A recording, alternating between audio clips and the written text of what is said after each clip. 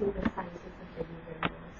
That if probably yesterday if I gave her a consent, are you willing to go for RFA because you're worried about the sizes increasing in sizes at the expense of the papayag siya. Until yesterday, because at that time there was still no MRI. I think she would, because despite my explanation of the risk of bleeding, every time she answered back, how about the sizes? How about the sizes? So, sabi ko, you will just do it.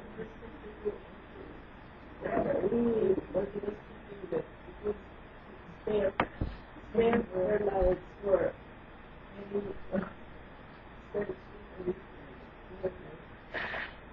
How fast is your compression area?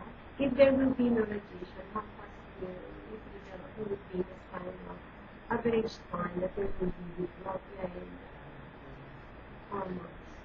Is the steroids going to help, like your carcinomatosis, and at the same time protect to the mother? This is steroids. No.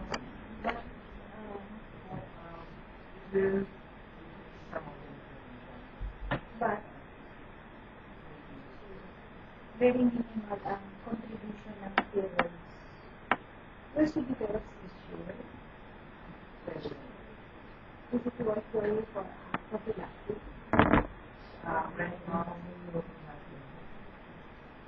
Why?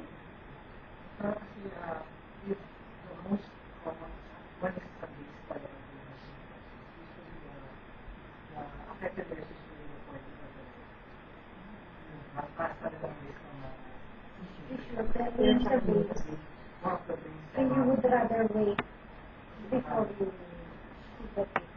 So if it is in the base, then what is the at least and how fast will it be that she will develop into the treatment? Right now, she's already starting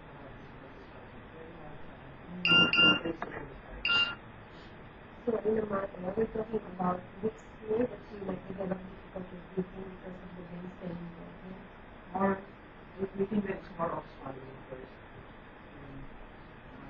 Having problems with breathing for good family. because That's why Dr. is having decided tomorrow that we already with the children. I don't know if the older children can do here because they're still in school.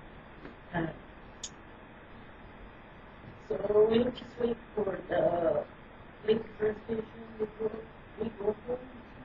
So we'll decide not to do anything or to my sister will go home so that she still has time for it. We want me to pursue the CDC to investigate cases now. Let's keep the payment and then just repeat the CBC after all of the patient.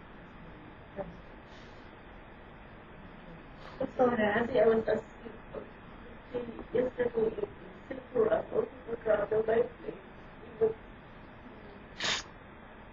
With that level of airplane. Ano? Pwede. Ilang oras ba to Tagayan?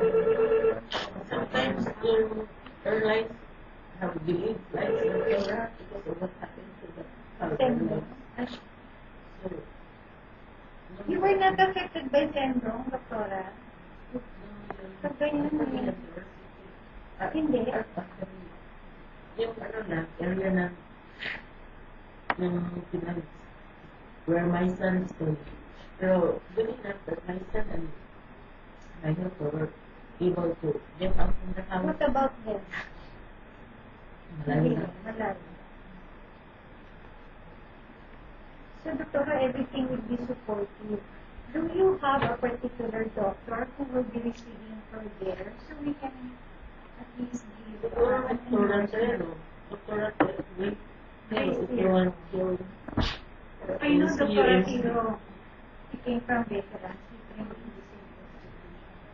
So maybe you can have a written endorsement.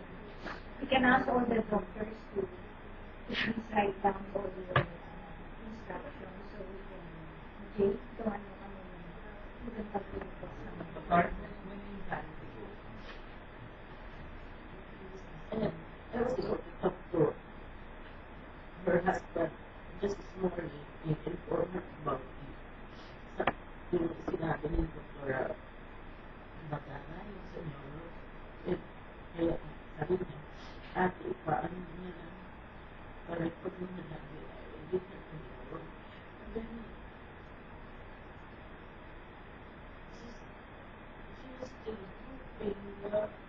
can go into an outpatient medication therapy. But sa narinig ko sa inyo is better Not to touch. not to do anything but to provide the care. Just go for meditation. My problem is if I take that latest prematurely, there's no guarantee that it will go. It's dealing now with either physical something or taking things or survival. That's why my goal is to, if the sight's not going to be too high, I'd rather check my constant and just try to think of what will happen. For the time, if it goes down to low, so we are decided that below 20,000, then I will start speech. Pero not to give it too early because that will not guarantee that by tomorrow your house will stay the same. Because of your change, it's on the way. Can we not give another medication? We can give it, but my, as I told you, my concern really is there an indication to transfuse now in the absence of amazing episodes? So I actually am guided by my serial favorite officer.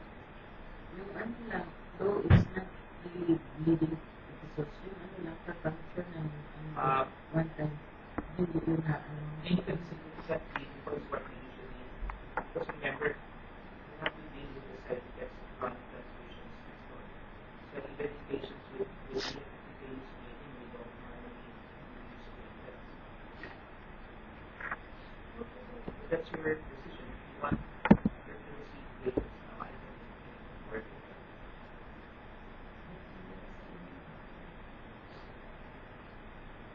The other thing is, Anyway, doctor, it's almost 5 o'clock, so We wait for him. I will wait for 10 o'clock and then if you inform me, then when are you going to start, then what the result of that. Siguro, if by tomorrow we can go home in the afternoon. here's another question of the yesterday you said your positivity. This patient has a high ER, which means that this patient can begin a hormonal therapy. So we're looking into tamoxifen, whose side effect is just the lipodose, the beginning of the lipodose. I would like to find out if the liver will be able to kaya.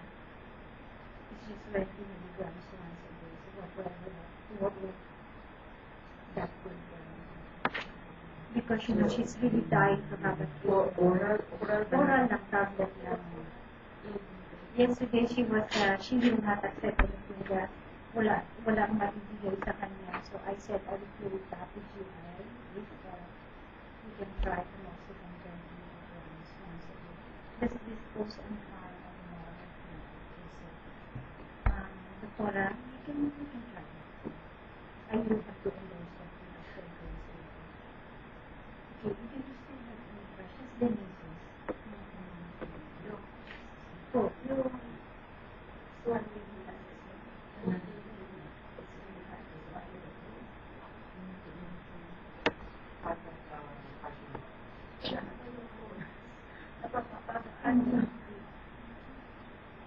sooner or later, the tube feeding. That's why I would like to bring her home. Yeah, hurry. So I have to wait for the husband instead of.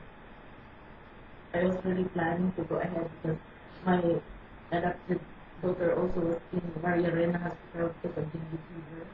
The platelet count was also very low. It's also very low at 40,000.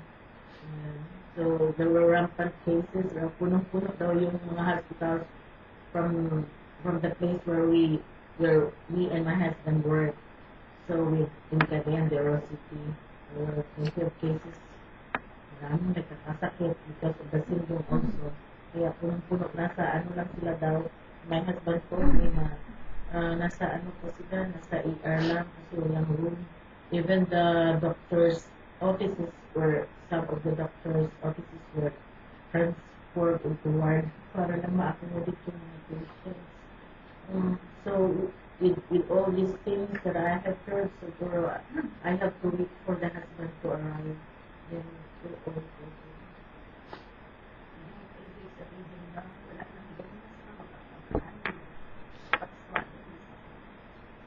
It will be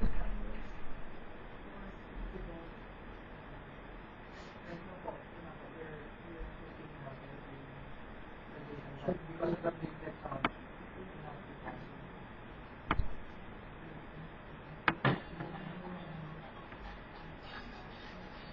okay.